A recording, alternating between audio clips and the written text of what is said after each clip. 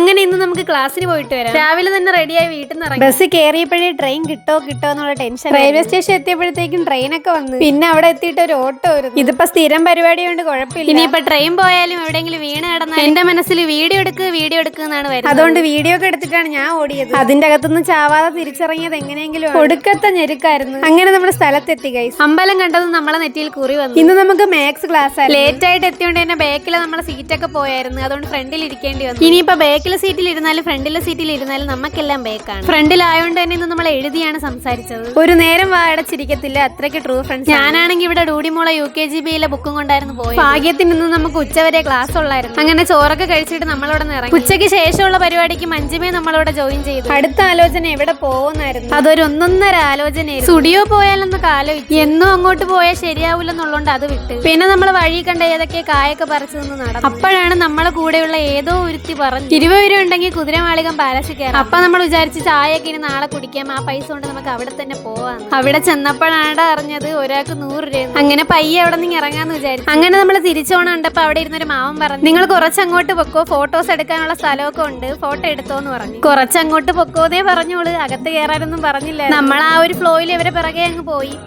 അങ്ങ് അകത്ത്. നമ്മളെ മനസ്സിലാണെങ്കിൽ ഇവിടെ നിന്ന് അങ്ങോട്ട് പൊക്കൂടായിരിക്കും എന്നായിരുന്നു. പക്ഷേ നമ്മൾ വന്ന വഴിയെ പോലും വന്നുകൂടാ. ഫോട്ടോ എടുത്തുകൂടാന്ന് എഴുതി ഒട്ടിച്ചേക്കുന്നതിന്റെ ഫ്രണ്ടിൽ നിന്ന് ഒരു 50 ഫോട്ടോയെങ്കിലും എടുത്തായിരിക്കും. കേറിക്കൂടാത്ത സ്ഥലത്ത് അത്രയും കയറി, അതും ടിക്കറ്റ് ഇല്ലാതെ. ലാസ്റ്റ് അവിടുത്തെ ആൾക്കാരൊക്കെ ഇടപെട്ടു. അങ്ങനെ നമ്മൾ മറ്റേ മാമന്റെ പേര് പറഞ്ഞിട്ട് അവിടെ നിന്ന് ഇറങ്ങി ഓടി. അവളൊരു 20 രൂപ ടിക്കറ്റും കുതിരമാളികം പാലസും. ഒരു നിമിഷത്തേക്ക് നമ്മൾ പോലീസ് വണ്ടിയിൽ ഇരുന്നോണൊക്കെ ചിന്തിച്ചു പോയി. മൂടുപോയി.